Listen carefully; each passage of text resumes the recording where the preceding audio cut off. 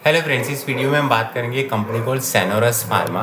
So Senores pharma any which आप देखोगे तो pharma in spite of this Iran US war and stuff like that, pharma stock are quite resident. मतलब in fact कुछ pharma stock तो बढ़ते ही जा रहे हैं और कुछ ऑल टाइम हाई पे है। समथिंग लाइक अगर मैं छोटा फार्मा स्टॉक की बात करें तो आपका quality pharma, JB chem pharma, सरकार, इवन रूबिकॉन रिसर्च करके कंपनी है, ये छोटी कंपनी है, they are at all time high.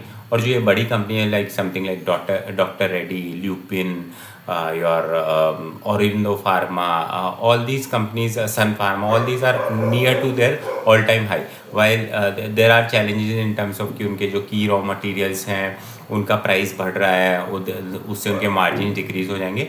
But I think market ये भी फैक्टर इन कर रहा है कि रॉ मटेरियल का अगर प्राइस बढ़ेगा तो overall the what you call finished good का प्राइस भी बढ़ जाएगा। और good thing about finished good का प्राइस, एक कंपनी जब प्राइस बढ़ाती है उसके बाद में कम नहीं आता है। मतलब कोविड के टाइम पे भी जो जितनी भी मेडिसिन के भाव बढ़े हैं वो आज तक कम नहीं हुए और वो कभी आएंगे भी नहीं, टू माई माइंड। तो उस परस्पेक्टिव से आई थिंक मार्केट ऑलरेडी उसको डिस्काउंट कर रहा है। Now coming to this specific company क्या करती है सेनोरस फार्मा, तो सेनोरस फार्मा के बिजनेस को 3 भागों में बांट सकते हैं बेसिकली।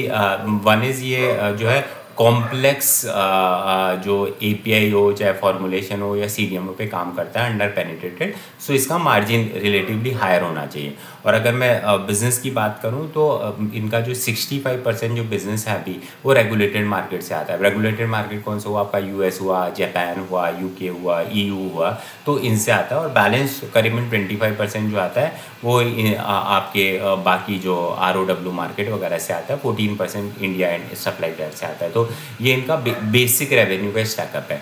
और जहाँ तक आपको अगर मैं प्रोडक्ट वाइज रेवेन्यू की बात करूँ तो CDMO हैपन्स टू बी इनका बिग लीवर। उसके बाद में there are other product API formulation बनाते हैं and there is some branded generic as well जो ये इंडिया में बेचते हैं। तो ये इनके 3 प्रोडक्ट सेगमेंट हैं। जहाँ तक फैसिलिटी की बात करें तो फैसिलिटी में इनकी 2 फैसिलिटी थी अभी तक। वन इज़ अटलांटा US में इनकी एक फैसिलिटी है and second is in India Ahmedabad में करके एक जगह है, वहाँ पे इनकी फैसिलिटी है। रिसेंटली इन्होंने एक एक्विजिशन किया है जिनमें 75% इक्विटी इन्होंने खरीद ली है। उसका नाम है अपनार फार्मा करके। एंड उस एक्विजिशन में सबसे बेस्ट पार्ट ये है कि other than product obviously they have US FDA approved facility. And वो US FDA अप्रूव्ड होने के साथ साथ वो UK रेगुलेटरी से भी अप्रूव्ड है और कनाडा रेगुलेटरी से भी अप्रूव्ड है। तो उसका क्या फ़ायदा होगा? उसका बेसिकली कंपनी को ये फ़ायदा होगा कि अभी तक कंपनी काफ़ी स्ट्रॉन्ग नहीं है UK market and Canada market में, तो अब वो वहाँ पे पेनिट्रेट कर पाएगी UK मार्केट में और कनाडा मार्केट में। तो that is going to give them benefit. At the same time इस कंपनी का 25% शेयर होल्डिंग भी एज़ पर जो भी उनके रूल्स वगैरह होंगे, जो भी उनकी कंडीशन होगी वो फॉलो होने के बाद में वो Q2 FY27 में खरीद लेंगे। तो this is their basic plan about this facility. इस कंपनी में कुछ 4 से 5 अनाडे अप्रूव्ड है। अनाडे बोले तो मतलब जो इनकी अप्रूवल्स होती है मेडिसिन की वो अप्रूव्ड है। उसकी बेसिस पे दे एक्सपेक्ट कि FY27 इटसेल्फ में इस कंपनी इस पर्टिकुलर एक्विजिशन से उन्हें 130 से 150 करोड़ का रेवेन्यू आने वाला है। मार्जिन पर्सपेक्टिव से इस पर्टिकुलर एक्विजिशन के बारे में मैनेजमेंट काफ़ी ओपन नहीं था। जैसे कि जैसे जैसे उसका यूटिलाइजेशन बढ़ेगा वैसे वैसे मार्जिन इंप्रूव होगा। जहाँ तक इनके एग्जिस्टिंग सेगमेंट की बात करें तो एग्जिस्टिंग सेगमेंट में जो US वाले सेगमेंट की बात करें तो इनका जो US वाले सेगमेंट में 2 तरह की रेवेन्यू जाती है। वन इज CDMO और CMO का रेवेन्यू एंड सेकंड जो इनका खुद का प्रोडक्ट का जो रेवेन्यू है वो। तो CDMO CMO में जो इनको मार्जिन मिलता है वो 40% के आसपास मिलता है, which is really good.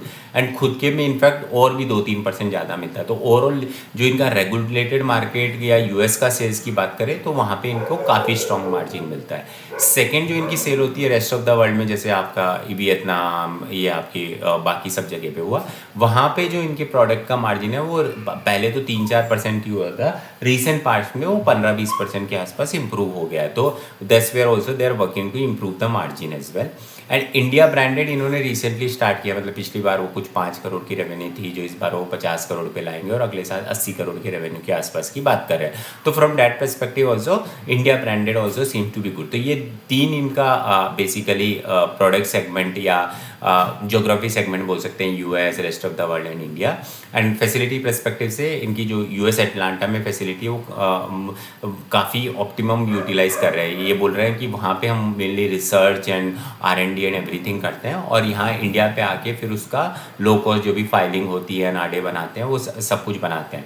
And going forward since इन्होंने अपनार फार्मास्यूटिकल खरीद लिया है, तो दे आर सेइंग कि अब जो लो मार्जिन वाले प्रोडक्ट है वो हम इंडिया में इस फैसिलिटी में बनाएंगे विच नीड USFDA, और जो हायर मार्जिन वाले वहाँ पे बनाएंगे, तो ओवरऑल मार्जिन वहाँ से भी इंप्रूवमेंट होने के चांसेस है।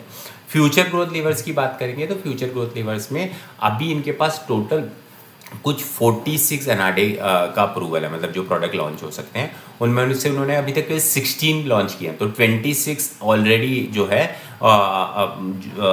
अप्रूवल्स हैं जिनको ये कमर्शियलाइज करने वाले हैं। और इनका कहना है कि हर क्वार्टर में ये 2 से 3 प्रोडक्ट को करेंगे, एंड नेक्स्ट 8 to 10 क्वार्टर के अंदर they are going to commercialise it. तो मेजर ग्रोथ वहाँ से आने वाला है। सो बेसिकली अगर ग्रोथ की बात करें तो ओबियसली ये जो अप्रूव्ड प्रोडक्ट है उसको जो कमर्शियलाइज करने वाले हैं उससे इनको मार्जिन की ग्रोथ आने वाली है। सेकंड जो इनके मार्जिन का इंप्रूवमेंट आएगा, one is they are saying कि अभी जो इनके US पर्सपेक्टिव से बात करें, CDMO प्लस ओन प्रोडक्ट का जो कंट्रीब्यूशन है वो कुछ 55-45, मतलब 55% जो है वो इनके खुद के हैं, और 45% जो है वो CDMO के हैं। धीरे धीरे ये इसको शिफ्ट करके 65 to 35 लेके जाएंगे। तो जैसे जैसे इनके खुद के प्रोडक्ट का सब बढ़ेगा वैसे वैसे इनके मार्जिन इंप्रूव होंगे US के, because they are saying CDMO के मार्जिन मोर और लेस फिक्स है, तो वहाँ पे बहुत अपॉर्चुनिटी नहीं है। सेकेंड इज ऑब्वियसली ये जो द प्रोडक्ट मैन्युफैक्चरिंग शिफ्ट करेंगे कि जो US में हाई मार्जिन वाले बनाएंगे या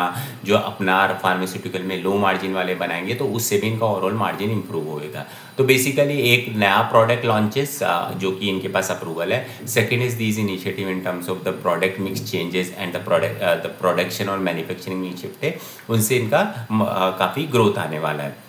as far as the numbers की बात करें तो they have grown PAT, in fact मतलब FY25 में भी इनका पैट जो है वो कुछ 100% से ग्रो हुआ था, मतलब 100% YOY। और इस साल भी जो उनका गाइडेंस है वो बोल रहे हैं कि रेवेन्यू 50% से ग्रो करेंगे और पैट 100% से ग्रो करेंगे।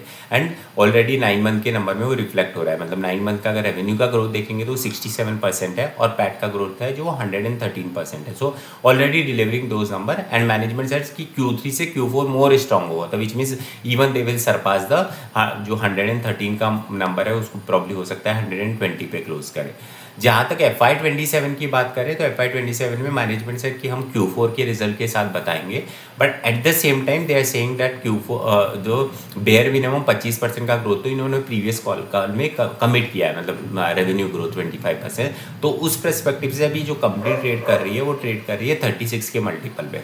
तो अगर मैं इस साल के नंबर्स के परस्पेक्टिव से बात करूँ तो पैग रेशियो आता है 0.3, और अगर मैं फ्यूचर के बात करूँ तो भी अगर मैं 25% ही मान लूँ एक बार, then also PEG ratio comes around 1.4 के आसपास। तो then it looks a good opportunity to track, and one is sector tailwind है क्योंकि sector as a whole is in up trend.